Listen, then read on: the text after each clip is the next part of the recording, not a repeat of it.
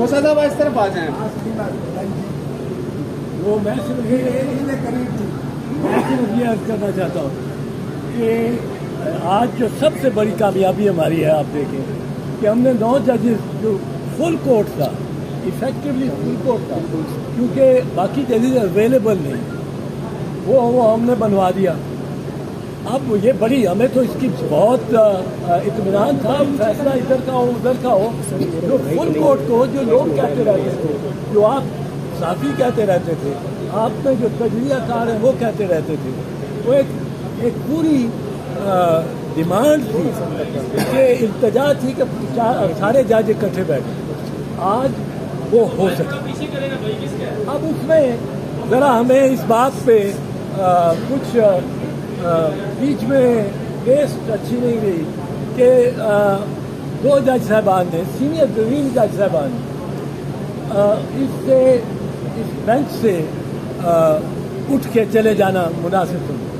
हमने उनकी मिन्नत की, काजी फैजी साहब की और सरदार तारिक पूरे खोसा साहब ने तो जनाब फैजी साहब को मुबारक भी दी कि वो आज चीफ जस्टिस डेजिग्नेट हो। आपने घर की मिसाल भी दी है। मैंने रियायत करता हूँ, हमने मिन्नत की कि आप बैठे, 9 जजेस का फैसला एक ज़्यादा मजबूत फैसला होता है। एडमिनिस्ट्रेशन आपके फैसलों को, वो कहते हैं हम बेंच नहीं मानते और तो हम फैसला क्यों माने। ये सारा मसला शुरू हुआ है जिस तरह बरहना होके ये बुज़रा ने खड़े हो गए उसके सामने सुप्रीम कोर्ट के, अब हमारा करो क्या कर सकते हो। और चूँकि डिवाइड थी, तकसीम थी अदलिया और सुप्रीम कोर्ट, उसमें सुप्रीम कोर्ट भी बेबस हो गई। इन्होंने तकरीरें की, जिस किस्म की तकरीरें इन्होंने की, वो जो जलसा लेके आए थे, जुलूस पूरा, मौलाना फजल रहमान और मरियम बीबी, जिस किस्म की तकरीरें इन्होंने सुप्रीम कोर्ट की दहलीज में की, वो कोई सुन नहीं सकता था, पर इन्होंने की। हमने कहा कि आप बैठे, आपसे मोतबर हो जाएगा, ये बेंच आपसे मोतबर होता है।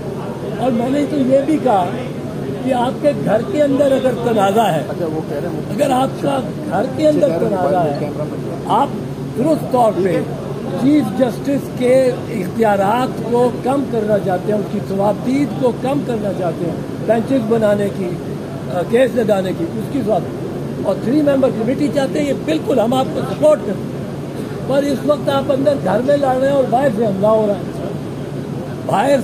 हो रहा है, और ये सारा अटैक जो है, इसलिए ये हमारे पास आज फौजी अदालतों का मुकदमा है।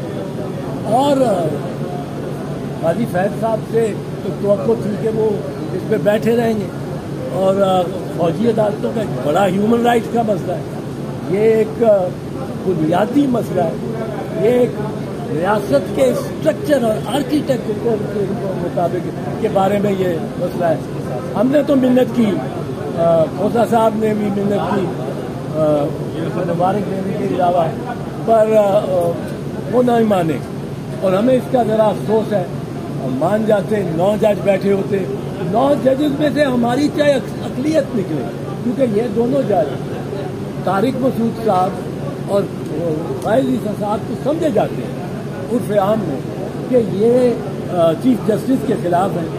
मैं और खोसा हम चीफ जस्टिस को ताकतवर देखना चाहते हैं, बैरूनी अनासर के मुताबिक, पर अंदरूनी सुप्रीम कोर्ट के अंदर में हम चीफ जस्टिस से बहुत सारे इख्तियारात कम करने के बहुत पहले से, अपने 20 साल से हम कह रहे हैं कि 184(3) की अपील होनी चाहिए।